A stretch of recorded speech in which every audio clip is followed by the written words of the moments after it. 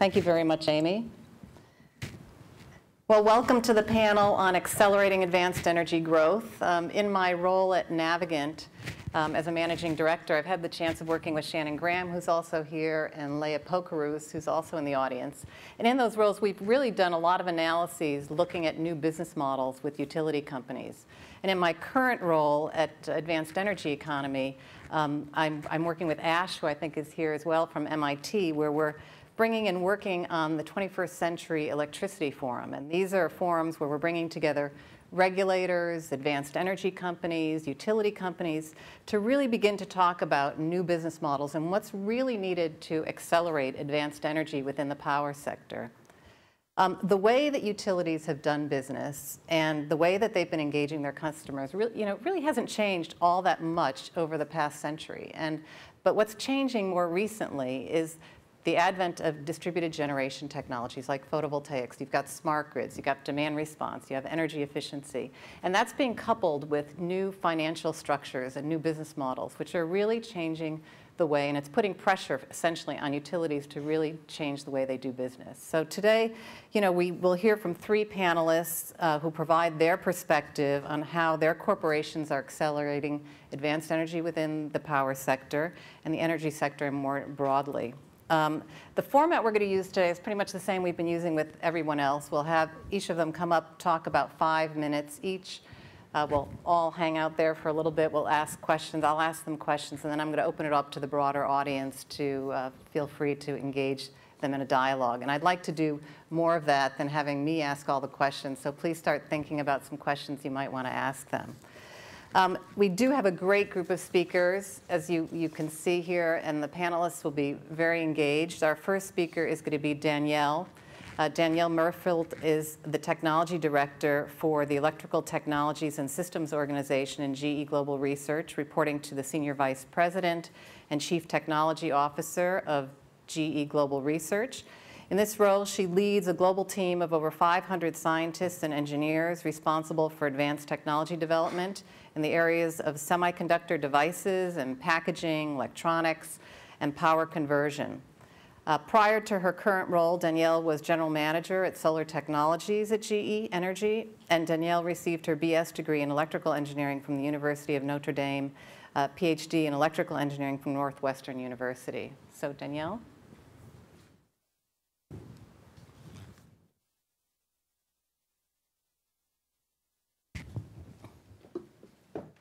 Thank you, Lisa.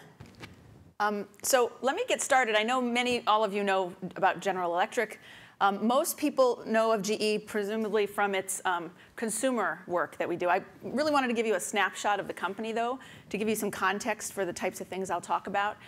GE is actually much broader than the consumer part. It's actually the minority part of our company. We're very much focused on our industrial customers. Power and water is one of our business units. That's probably the most relevant to what we're going to talk about today. They have over a 100-year history in developing power generation technologies.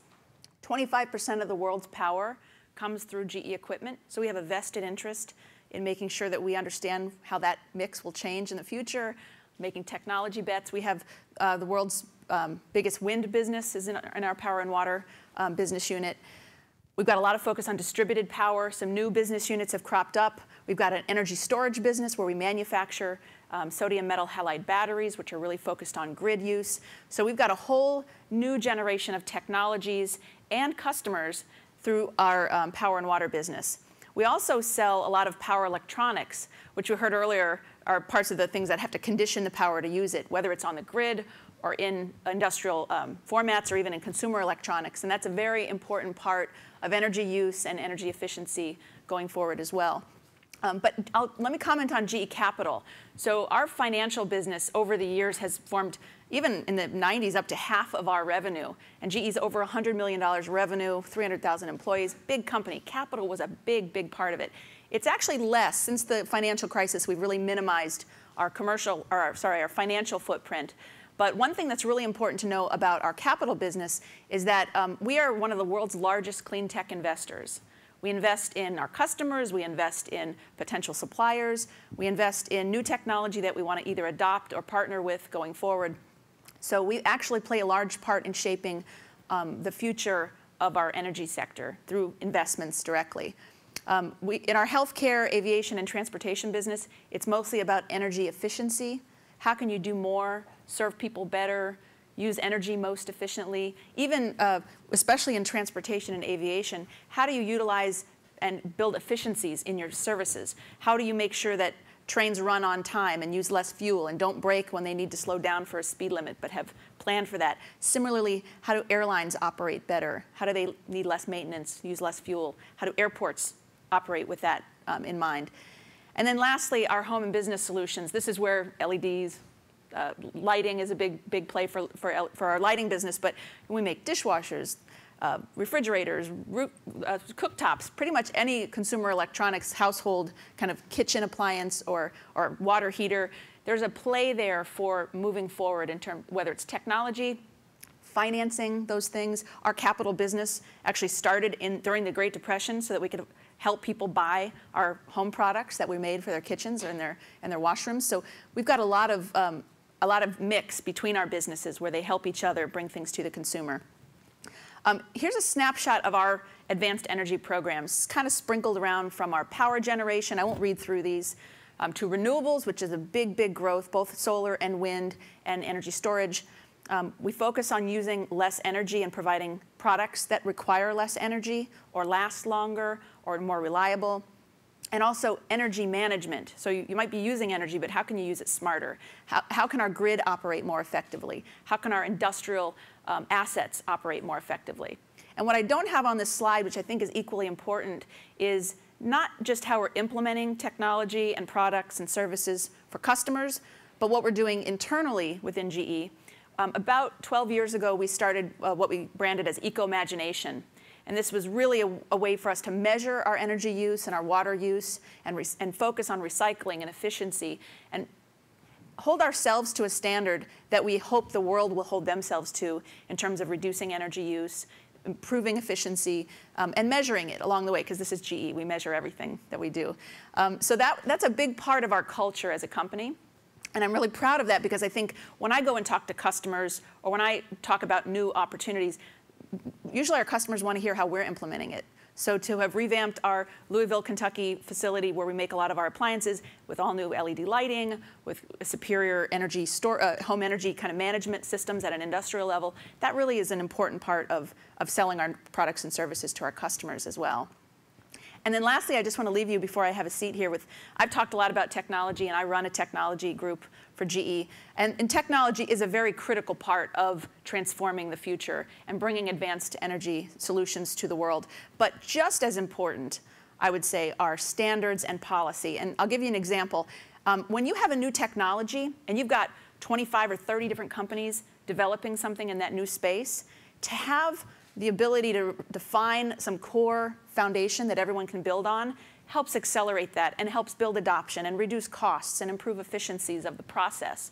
So big companies like GE are really good in this ecosystem of how we all play together at helping drive standards. And small companies do it too.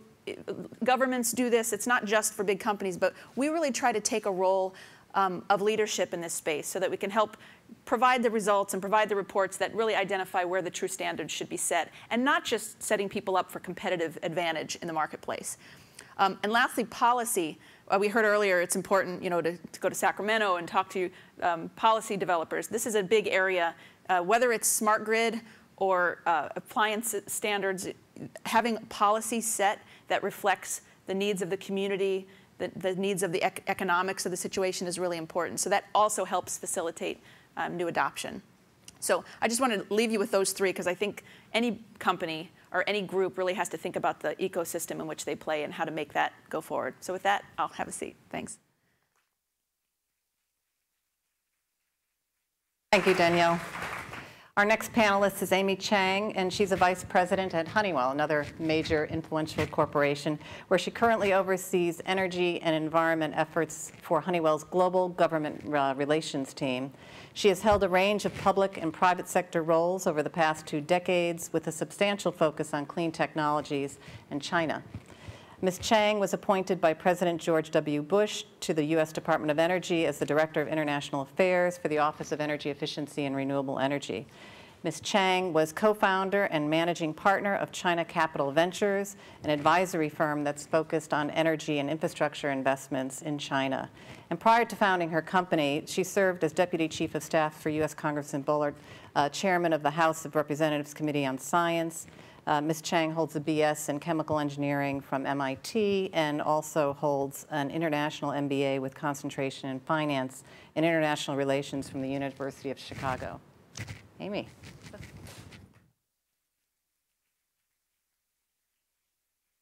Hey, well, it's great to be here. Thanks for having me. I was course 10 back in the day, and I think the number of women in the room was probably the number of women in my class. And I'm maybe exaggerating a little, but it's actually really great to see so many people focused on entrepreneurship, on clean energy, and especially in the space that we're in.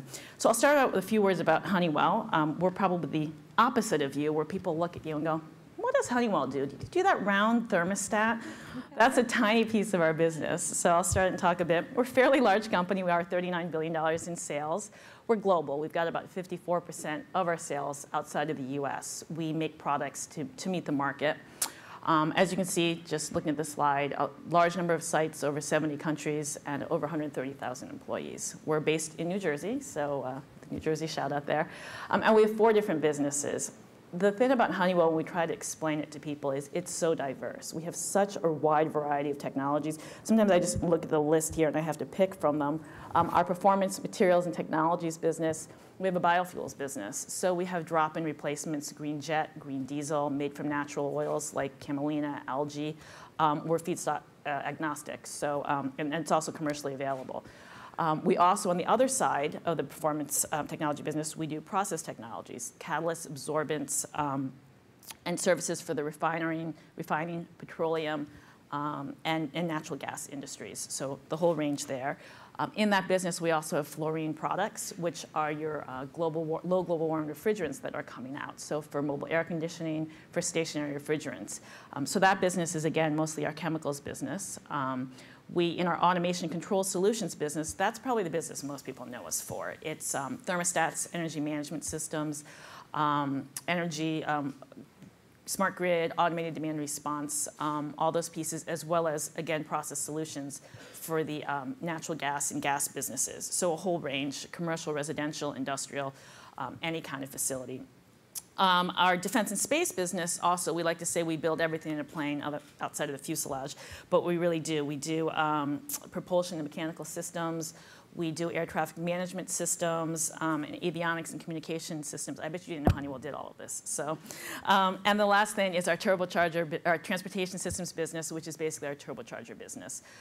We're available in cars, Audi, Volkswagen, a number of different cars without even realizing our technologies are in there. People don't even know we have a transportation business. So I wanted to give you a quick summary of Honeywell. So going on to the topic that at hand, energy efficiency, renewable energy. Over half of our offerings, we took a look of our products are actually linked to energy efficiency. There's some sort of energy efficiency tie or some offering that is part of the product that we provide. We actually did a study a number of years ago, and we figured out, it's a theoretical study, but if you immediately and comprehensively apply just our commercially available technologies, so nothing in the pipeline, just what's available out there, you could actually reduce US energy consumption by 20 to 25%. And we have this excellent group. I think Sue Tierney's here somewhere. I saw her. Thanks, Sue. Analysis group helped us do it, so you know it's right, because Sue didn't. Yes. So I talked a bit about our offerings. Actually, I'll do this last slide. I think, Danielle, you mentioned the internal piece as well, so I'll get to that. But one of the things I did want to talk about is the discussion on how companies actually help accelerate renewable energy and energy efficiency technology deployment. So the first thing I think was mentioned before is technologies. And so a real focus internally in management on innovation, obviously. It seems simple, but that's not always the case. In a corporation, it's really leadership support for innovation on renewable energy and energy efficiency technologies. Sometimes there's a long lag time, there's a lot of R&D to be put into it, and having the leadership have a strong focus that realizing shareholder value can actually be tied to some of these technologies. It's not just all hearsay. I mean, this clean energy this industry does exist, is actually quite critical. So strong R&D arm, leadership support. We have strong R&D efforts in India, China, Europe, US, all around the world. And we, again, create markets around where we're globally located. So one example I mentioned before is our low global warming refrigerants. Those are currently on the market, but took years and millions of dollars in R&D. And we're hoping that there'll be more forcers towards an awareness of climate change issues, and so there'll be more adoption of technologies that actually help with low global warming alternatives. The other thing is, again, walk the walk. So I talked a bit earlier, I was just saying, the internal efforts that we have. So we focus on also applying our technologies internally. So over a short period of time, we have had just tracking reduction in greenhouse gas emissions and in energy efficiency. And so we really try to practice what we preach, which is also a key thing. So when you have customers come in and say, why do I want to buy your biofuels? Or why do I want to do this new automated demand response system? Are you doing it? So we can actually point internally as to what we're doing, and that's kind of showing by leadership. The other thing is policies. So I think it's similar. I think we're all probably all in agreement, the three of us, on the policy piece as well. So my job right now is focused on government relations, wherever there's a tie-in on our large projects, or policy efforts with governments and energy efficiency, renewable energy projects. And as you guys can imagine, and all of you are in this space, in almost every area, there is a government tie, whether it's a tariff, whether it's an incentive, whether it's just overall policies, whether the government is actually your customers, which is our case in a lot of pieces. So it ends up being business development, it ends up being government relations. There's a lot of different pieces to being a government relations person in this space. So our focus is building relationships with stakeholders. What can Fortune 100 companies be doing? Well, one of the big things is reaching out to the government, making them more aware of technology offerings, making them aware of what's in the pipeline, demands on the customer side, and building that awareness. That's something you can do going in as a Fortune 500 company, which going in as a single entity, you might not have as much leverage in doing so. So that's an important thing. And understanding on the government side, the stakeholders there, they drive your tariffs, they drive adoption, and they drive policies. So education, outreach, that's all pretty key. Couple examples, or one example actually of education is a pilot project that we're doing in China, actually with support of the DOE and USTDA, where we did a feasibility study and a pilot project and launched an automated demand response system in China. And that's really opened the eyes of Chinese lawmakers to, how do I manage peak consumption? What does an ADR program really look like? And then we work with the Chinese government on then trying to structure tariffs and policies that incentivize adoption of these technologies. So that's one key, and how can you go in as a Fortune 500 company and incentivize that? And then finally, the last thing I'll say is you need investment.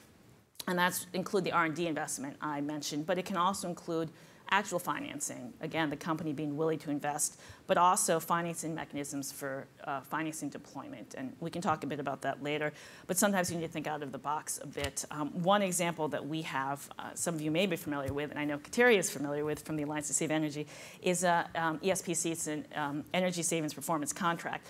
So you also have to think a bit about out of the box. And you have a lot of companies that say, I want to do some sort of retrofit, but I don't know how to finance it. How do I structure this? So Johnson Controls also does ESPCs, a big leader. So it's a contracting method where an energy savings company, an ESCO, is willing to guarantee the financial and the operational performance of an energy retrofit project. So the process starts with this comprehensive energy audit. So you create a baseline and identifies improvements that you can use to save energy. And then the ESCO designs and it constructs the project. So that can be installation, purchasing of equipment. And then you can, if you want, the customer wants, the ESCO can maintain the equipment. But they do measure and they report back the savings. And the big kicker is the ESCO works with the customer for financing, usually third party, and most of the projects are financed with long-term debt. So then the ESCO then guarantees, this is the kicker, the savings of the project is the savings by energy savings can cover the borrowing costs for the customer. And so those are just some different ways to think about how to structure financing. So I think we went over innovation, investment, and then just policies from our point of view, from a Fortune 500 company, is how you can really influence and move the market. So I think I'm holding us between lunch, and I'll move on to the next. Thanks, Lisa. Thanks. Thank you so much, Amy. Our next panelist is Jennifer Layke, and she is the Executive Director of Johnson Controls Institute for Building Energy Efficiency and a global initiative to provide information analyses on the technologies, policies, and practices that can deliver high-performance buildings around the world. Jennifer leads the Institute's research and collaborations with global experts. In addition, she supports strategic planning on corporate energy and sustainability goals. Jennifer's experience includes 12 years also at the World Resources Institute, where she was Deputy Director of Climate and Energy Program, and she founded the Green Power Market Development Group, which developed innovation energy procurement paths for corporate use of clean energy in the US and Europe. Jennifer also launched corporate partnerships focused on strategies to reduce greenhouse gas emissions. Jennifer.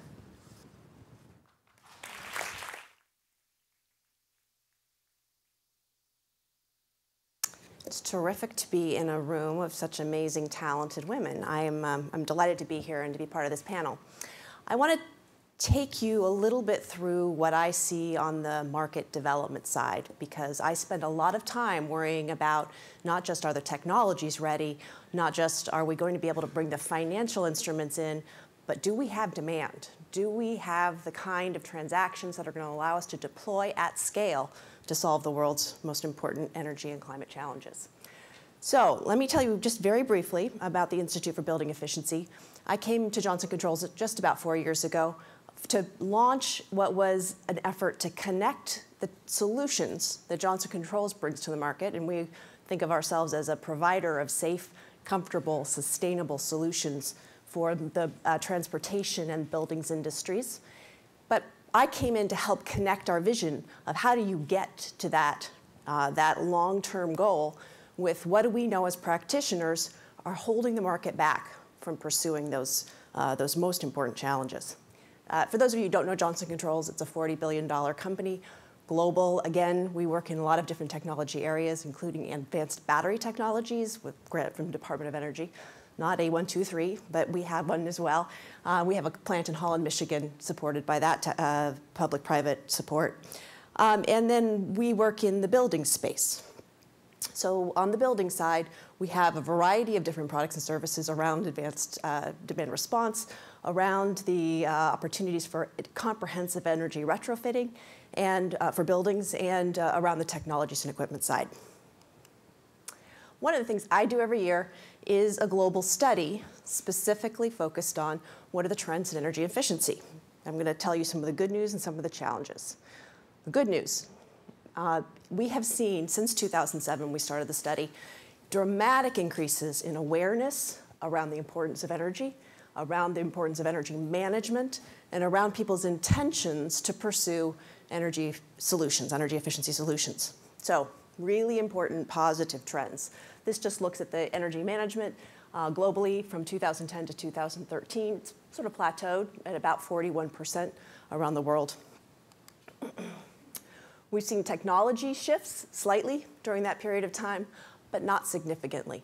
So the problem isn't that we're seeing that the technologies are not available to do many of the things that we've been talking about.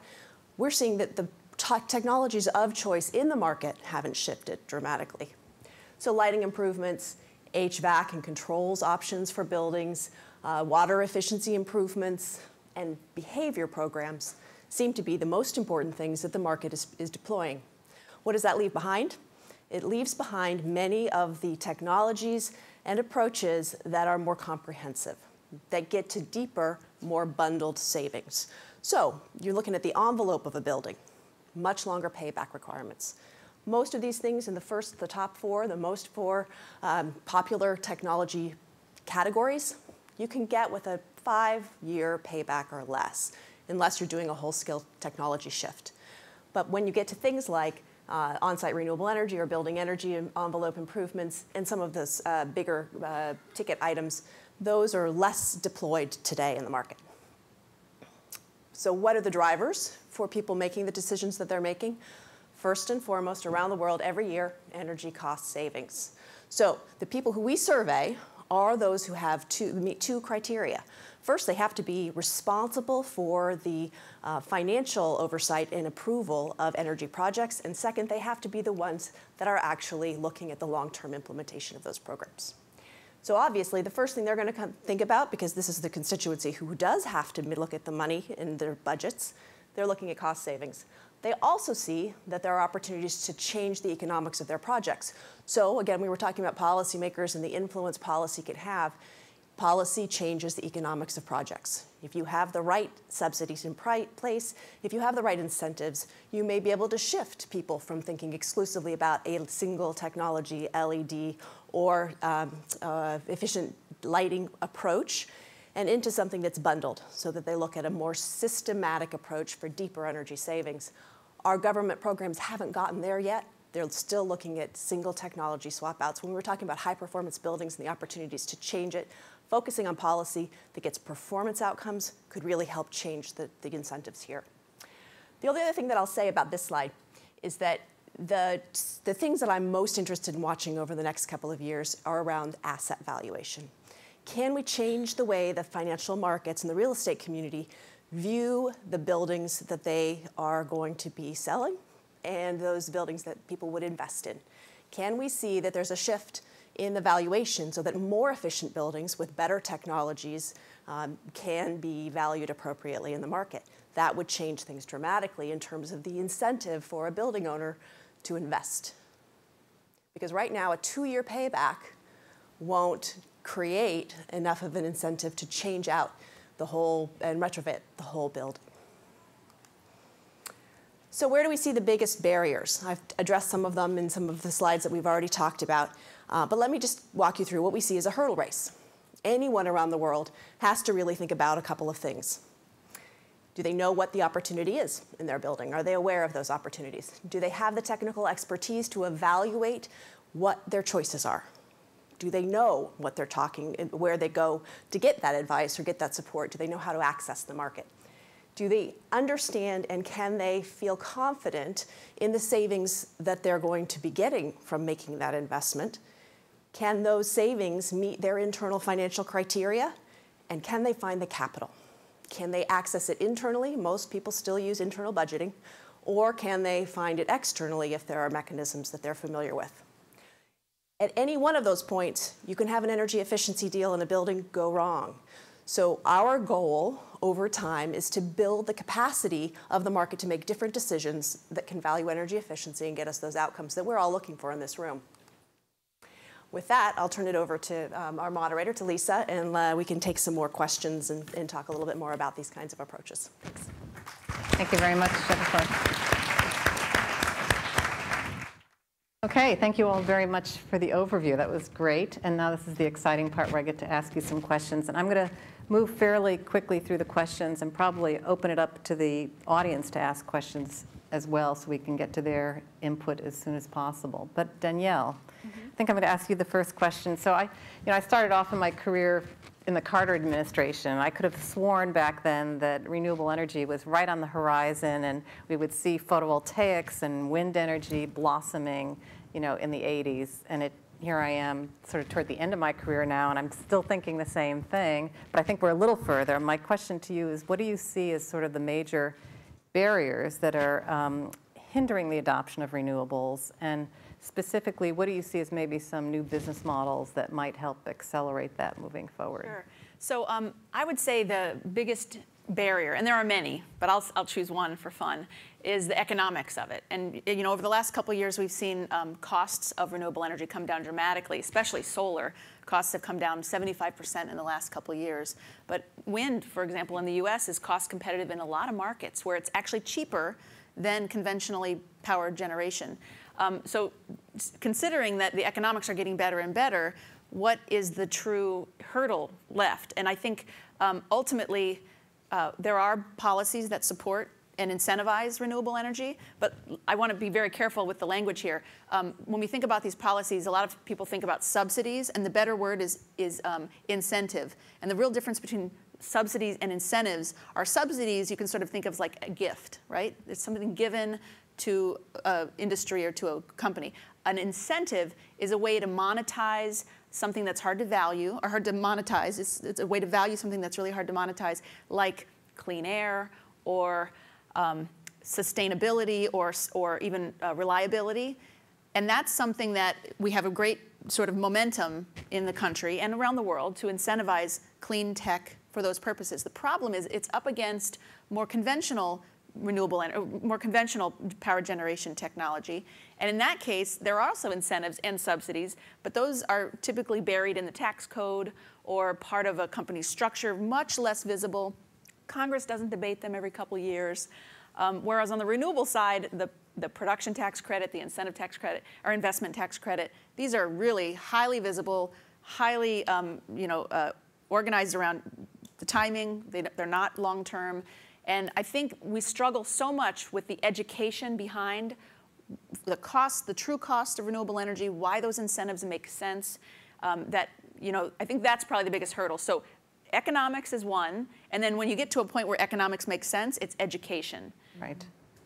So in terms of just the last part is, what do I think has to change? We have to really drive towards more education and drive smart policies that truly incentivize at the right level renewable. Thank you. And Amy, I'm going to switch gears now and go to the developing world. Can you talk a little bit about maybe how the growth in the developing world of advanced energy might help to shape business models and also advanced energy growth in the U.S. and other developed world? No, that's an excellent question. We are, again, I said a global company, but we will build products based on market demand where we are in that space. So pick a country. China, I talked a bit about before. Their generation capacity and their build out is astronomical. We can't even imagine. So we'll focus on specific products to that market. So as a global company, specific markets, specific products that actually we can sell to that market. That you might not see here. Simple things like solar water heaters, or again, I said our automated demand response program that we then modify to that market. The interesting thing about developing countries, which we can't do in some of the more developed countries, is you can leapfrog. So on a separate note, we move to other technologies. I mentioned our low global warming refrigerants. In the US, we've had a transition from, I won't go the whole spiel, but the CFCs to the HFCs to the HCFCs to HFCs, and now we're going to low global warming refrigerant alternatives. China actually has an opportunity to leapfrog, and so we look at products that they can miss spaces that other countries have done transitions and move right into something that's actually better for the environment without having to go through the transition piece. So it really helps us understand their demand and their growth. It helps us modify and then create products to their markets. Okay, great, thank you. Jennifer, you're up next. I have a question specifically for you around, maybe you could talk a little bit about the difference between implementing advanced energy within a small company and a large corporation. I just was wondering if you had some thoughts on that. Well, I think that there are a couple of things I would point to that differ by size, and I'll specifically speak to the fact that both large and small companies, frankly, are renting space, and the ability to deploy technologies when you're in a space that you don't own is a really big challenge. When we did the survey, we didn't see significant differences in payback requirements, for example, between big companies and small companies in terms of what their requirements were for a technology solution. But we do see differences in terms of their capacity to do energy management practices and their ability to think about and implement some of those more expensive, longer-term projects in the manufacturing sector. So I think some of the capacity for building and using these solutions, whether it's a technology solution or a practice in terms of an energy management practice, you do see differences between the big companies and the small companies. And it's one of the reasons why things like supply chain engagement are so critical for all of us. We have the ability to support supply chain activities. We're doing energy hunts right now. I know Walmart does some things along those lines. We may hear from Miranda about that in a bit. There are opportunities to change the dynamic so that up and down the value chain you can work, whether you're a big company or a small company, can work in partnership around some of the opportunities for energy reductions and carbon savings. Great, thank you very much. Well, I'm going to ask the audience if they've got some questions. I've got a few others that I wanted to ask, but I wanted to make sure we have enough time to capture some input from some of you folks out here. I think we have a couple of folks that have some questions. Yeah, go right ahead.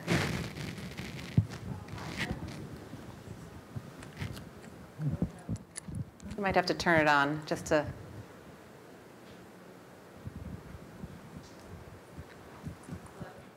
Ash, do you mind bringing her the other mic? That'd be great. I work on batteries. Should have talked to me earlier. Just kidding. These are great talks, so thank you very much. You can just introduce yourself. Oh, I'm Sue Babinick with ARPA-E. I'm an expert in energy storage, so I work on that. One of the questions, especially for our GE, but also, actually for all of you, but also GE and then Johnson Controls in particular, you spoke about education. Okay, and in my mind, I have a commercial from GE that was out a long time ago. I don't remember exactly, but I remember it had a white background, and there was sort of a happy elephant going from the background to the foreground, and I thought, like, oh, that's so great. And it brings to mind your point about education, and I was wondering if any of your companies had considered sort of a mass market, feel good but do good approach to beginning to educate the public on how the multiple benefits of these technologies might be, because I think that it could be quite impactful, and you could spark a fire on the mass market. Yeah, well, one thing I'd like to highlight about my view of GE's approach, this is, so I'm not going to speak for our Eco-Imagination campaign, but as an employee of the company and as a mom and a person, I look at that campaign and I realize what it's probably doing best is educating investors in companies and educating people who think about what do companies do in the world. Are we just there to sell products? Are we there to make the world a better place? Or can you do both? Can it be good for business and good for the environment?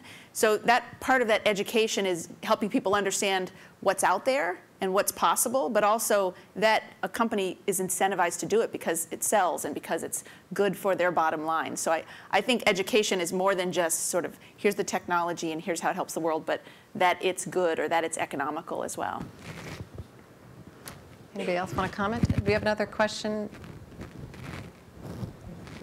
Hi, I'm Hilary Staver. I'm a graduate student at the Yale School of Forestry and Environmental Studies. Actually, to continue with the education theme, I'm curious on the policy side. One of the things I work on in my research is trying to look at policies that aim not only to incent actual adoption of clean energy technologies, but also to get people in communities thinking about the energy system more broadly, where they get their energy and how it's produced and that type of thing. Are there examples of policies that spring to mind for any of you that you think have done a really good job of that, of sort of not only pushing the technology, but changing the way people think about it? Policies. I'd say instead of necessarily policies, I'd say projects that the government has done in conjunction often with companies. And I'll point to some DOE as projects. Education of children, so corporations, including Disney and others, have done outreach and educational efforts on really trying to teach children either about energy efficiency, about light bulbs, et cetera, Ratatouille ads, and really trying to start at the very young level. And then it moves up in age groups of different projects that DOE's done. For us as Honeywell, we have an entire hometown solutions where we go to children, high schools, and we're really trying to start at the base of people when they're formulating ideas around what energy efficiency, renewable energy is. And that's been interesting because it's been a program for a while, and so we've actually seen some of those students go into schools and then actually continue a lot of the work that they started when they were going through some of our programs there. So that's kind of policy tied with some kind of government efforts together. Not really more projects more than policy, though, I'd say. Can you think of any policy? I would have thought of something like the Energy Star program, for example. Energy Star, yeah. That would have been a great example of a really successful education program. Yeah. Let me just add that the reason why Johnson Controls started the Institute for Building Efficiency was specifically because there wasn't a place that we felt that we were communicating with just anyone. What is a net zero energy building? What is a carbon price? How do you think about energy retrofits?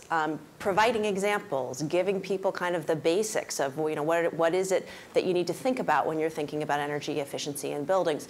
So it was entirely designed to support the education and to highlight policies that could make a difference. I think Energy Star is great. We're really looking at what's happening in the building labeling or building rating and disclosure space. It was brought up again this morning. Will it drive markets? We've seen those kinds of performance labels in Europe. We hasn't translated yet into a more educated building owner or manager saying, I want something different for my building. I got to see what am I going to do about it.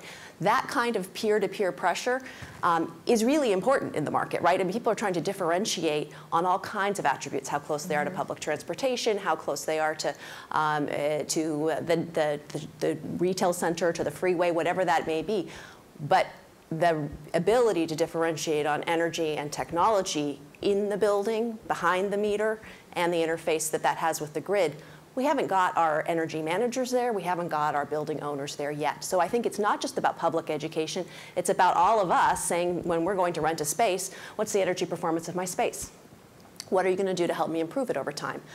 When you're thinking about those transactions, how do you think about the disclosure of the information that you may have about your building, and how do you amplify the experience you're having, not just as a technology developer or a startup company, but as a consumer of energy and somebody who has a story to tell about what they're going to do around the consumption of their energy, so that there is this virtual reinforcement around buildings and property. Nice. And then the other thing to add to that too is, brought up a good point tangentially, is the government, educating the government as well, and having the companies come in and help them with the implementation. So examples are, GSA trying to have specific standards on efficiency, et cetera. And so companies come in and describe their offerings, and then they'll work together for implementation. And that's really, at the federal level, gotten a lot of the building managers more aware of the technologies out there. And that's an education process, which was driven by a policy that was government-driven in conjunction with the Fortune 100 companies, or any companies, really. Do we have a few more questions? I know I have one. There's a question in the far back. Oh, sorry. I already took the microphone, so Okay. it's too late. You have to pick me. Outrule me. Hi, I'm Emily Reichert, and I'm the CEO of Greentown Labs. We are a clean energy hardware startup incubator here in Boston. And I guess my question is about strategic investments by large corporations. We've heard already this morning about how strategic investors are going to step up as the VC community kind of steps down in the hardware and clean tech sector. And I was wondering if you guys, any of you, could comment on how startups can best work with you to get their technology integrated into your corporations, where it can get either licensed or acquired. How do you work with them? Are you interested in investing in them at an early stage to support demonstration projects, joint development? And I guess that's my general question. How do you think about that? All right, Danielle, why don't you take that? Yeah, we have a newly formed part of our business, part of our corporate entity called GE Ventures. And aside from our capital business, which does a lot of investment in projects and sometimes in businesses, our GE Ventures unit is specifically designed to go out and find companies who have some adjacency to our businesses, some new space that we can move into, or exciting technology that we can adopt, and it invests in many of these with the hope of cultivating at least some of them into a longer-term, more strategic relationship with GE, or an acquisition target of GE, or even a customer or supplier to GE. So it's a really broad mix of a portfolio that they're pulling together, and that's how we're targeting to do it smartly. We used to do it across every business, and we realized that so many of our businesses are linked that we have a better hit rate and we have a better strategic outcome when we think more holistically across all those business units. Okay, I think we have time for maybe one or two more questions, but I think there's somebody over here. Yes, hi, I'm Cami Peterson. I'm a graduate student in Clean Energy and Climate Policy at Tufts University. And I think this question is more aimed at Amy, but you had spoken of the ADR pilot project in China and solar thermal projects there too, and solar water heating. And I was wondering if there were opportunities at Honeywell or at GE or at large companies like this, not only to be reactive to the markets that you're in, but also to be more proactive or more prescriptive, even here in the United States, to see if you could encourage take up of ADR more so, and of solar water heating, which can save a lot of energy and money costs. And if there were interest in that too at the company level. Yeah, no, there definitely is at all levels, from our CEO, who's very active on really trying to I think understand the needs and try to build markets based on, well, so again, I talked about our ADR project before in China. We're also doing the same thing in the US. So I don't want to say that we focus on the growth market that's China specific, but yeah, absolutely in the US. And we actually welcome companies to come in, or utilities. We often have conversations and partnerships to build out a lot of the same products that we might be doing in foreign countries. So I'm not sure, is your question more that are we bringing that over in the US as well, or? Encouraging it. Really Yeah, no. And it happens on a number of different levels. So I oversee our government relations piece of it. So we'll work with stakeholders on the ADR piece, utilities, and other companies that are in the same space, Johnson Controls. Then we'll also work on associations and promoting policies that incentivize adoption of a lot of these products and tariffs. And then we'll also work at the state level. So there's a lot of different pieces that we work with the PUCs and the regulators there. So across the gamut, yeah, it's really, I think, a holistic approach we take as a company, both from the business side, trying to sell to the utility customer, as well as on the government level. Well, I don't think we have any more time for any questions. Do we have time for one more question or not? One more. All right, you got in just. I worked for an organization in the state of Pennsylvania that had the responsibility of bringing energy efficiency to all the municipalities that were smaller than 50,000. And there's a market gap there in terms of capital availability and education and just the entire structure, in which you've just got little bits and pieces all over the place. And the question is, what are the mechanisms for aggregating? Like our economy, which is made up predominantly of small establishments, even though the big part of the economy are big organizations, I suspect that the structure is the same around the world. What types of solutions, financing, packaging, et cetera, can organizations such as yours figure out for these vast number of places which may have 3 buildings, may have a water treatment plant, et cetera, and the cost of energy is really important to them, and yet there's really literally no capacity for anybody to help them? Anybody want to take a cut at a quick answer? I'll take a quick cut. Financing is the big part of the barriers to adoption and to growth. I've seen the most innovative startups in the space around solar, which is my specific field within the business, were in the financing space. It was about how do you bring money from people to people, how do you make it quick, easy, low overhead costs. So I've seen there to be a huge surge in innovation around financing, and I've seen that around the world, so hopefully it'll start to become more obvious and more evident in the space. And I just want to just quickly ask each of you, because I know we're wrapping up, but just one word or less, just very quickly, what has helped you become successful in this field? Could you just take just literally a sentence each? Sure. Networks. So networking within the company to understand the conventional GE energy approach versus the new renewable change, and also networking outside the company so I can understand the right balance of excitement, like a startup, but predictability and performance. Okay, Amy? Okay, I'm not just saying this because I'm here, but really actually MIT, having a technical background and a strong base, mixing it with other experiences you have. Networking is important, but then building a strong business sense, it gives you a well-rounded background, and that really helps. But it's really MIT. Jennifer? So for me, it's been the ability to translate between worlds and be the connector. So the fact that I did international relations, that I looked at where and how you think differently when you're in different circumstances, and then recognizing, as I'm sort of a sector hopper, I've been in the nonprofit world, in the for-profit world. I haven't been in the government world, but that's that's a set of skills that I think you get from a broad set of opportunities. Great. Thank you all very much. I know I'm beyond the time. For the C3E net discussion, I'm just going to ask you all to think about the great things we've heard today about what Advanced Energy, Johnson Controls, Honeywell, GE are doing, and also just any suggestions you might have from your own experience about successes, stories that you have heard of that might be replicable, that might be interesting to put on to C3E net as well. So now I think I'm going to turn to Carter Wall. First of all, I want to thank our panelists. They've done a wonderful job.